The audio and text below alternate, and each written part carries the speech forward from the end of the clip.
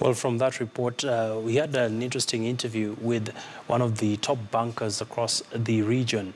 And let's take a look at what are some of the trends as bankers continue to meet across Africa here in Nairobi.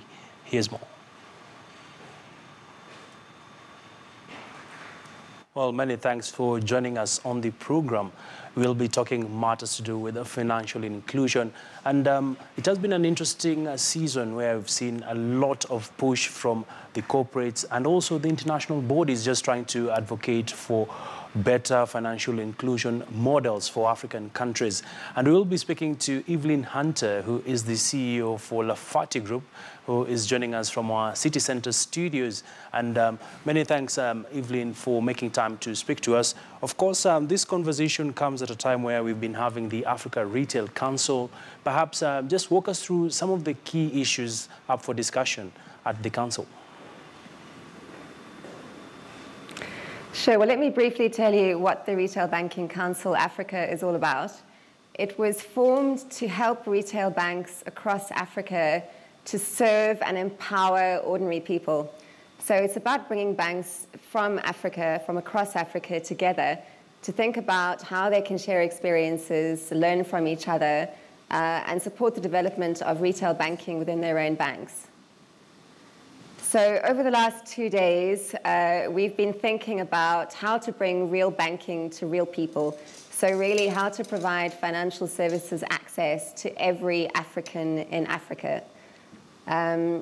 So to do that, we've brought banks from, of course, from Kenya. We have a very good representation from Kenya, from sub-Saharan Africa, and even as far north as Ethiopia. And there's a general recognition that there is an incredible opportunity in providing retail banking to the mass economy, to the mass market in Africa. All right, interesting. And this conversation comes at a time where we've seen the Central Bank of Kenya just trying to share with us some interesting numbers where financial inclusion in the country stands at 75%, technically meaning that 25% of the adults do not have any access to financial products in the market. What is the case in the continent, really? Oh, there's a huge case. There's a case to provide people with access to money remittances, and of course Kenya has been the leading example of how to do that effectively, supported by a very good regulatory environment that promoted innovation. There's also an incredible opportunity to provide microcredit to consumers, and there's an even more exciting opportunity to promote the growth of the credit card business across Africa, and we had a really lively discussion this morning about that. And what's the future like for the banking sector in Africa? Right now, we are seeing a lot of disruptive technologies coming on board. And are banks eventually going to move away from the brick and mortar? What does the future hold, really? That's a great question. I think technology has given banks an opportunity to make a shift towards digital. And the young population of Africa is on their mobile phone, and smartphone penetration is increasing. So technology, while disrupting consumer behavior, is also giving banks a new model to work with that is able to provide very convenient and affordable and accessible financial services to people. So banks are really considering how best to digitalize and how to provide those services to the African consumer.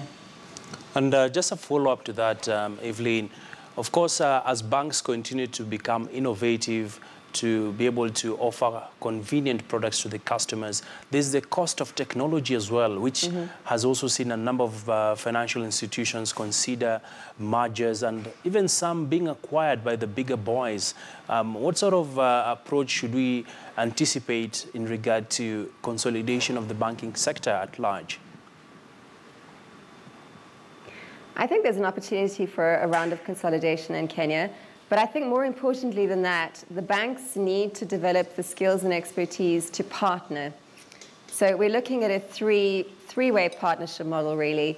So on the one hand, with the telcos, the mobile network operators, but also with fintechs. So there is a drive towards effective collaboration opportunities and partnerships, and I think that is the future of retail banking. to recognize that there are services that fintechs can provide that can make for an exceptional customer service or customer journey, if you like. And then, of course, the mobile network operators have incredibly effective and broad distribution networks that banks can also take advantage of. So while we accept that there's a shift towards digital, there's also a feeling that retail banking is about the customer relationship, and there will always be a place for the role of the branch. While it may not be all-consuming, it may evolve towards being an advisory center where people can go for financial advice. All right. But certainly, providing the digital channel as a transaction channel is incredibly cost efficient for banks. And of course, the young generation don't necessarily want to go into a branch. They want convenience of access. All right. And just before I let you go, Evelyn, the bigger conversation right now also happening in the African continent is the fact that cybercrime is becoming a talking point. How prepared are banks in regard to addressing this challenge? Of course, hacking has also been quite a big issue for the ATM cards and also websites. How do banks tailor their products to ensure that they can be able to be insulated against any form of external attacks? I think it's top of mind for retail bankers. They're very concerned and very conscious about cybercrime. But then just this morning, we were talking about the advantages that new technologies like blockchain can bring to banking. The blockchain technology itself has never been hacked. And being a distributed ledger, it is decentralized. It's not centralized. So it's incredibly secure. And I think banks are very seriously considering how they can make use of blockchain technology for clearing and settlement, for example. Not only bringing cost savings efficiencies, but also the security associated with a decentralized network. All right. Always a pleasure speaking to you, Evelyn Hunter, the CEO for Lafferty Group, just talking to us really on some of the interesting shifts we're seeing in the banking sector and a lot to anticipate in the coming days in regard to that particular niche. Well, that's all the time we had for you on that particular area of discussion.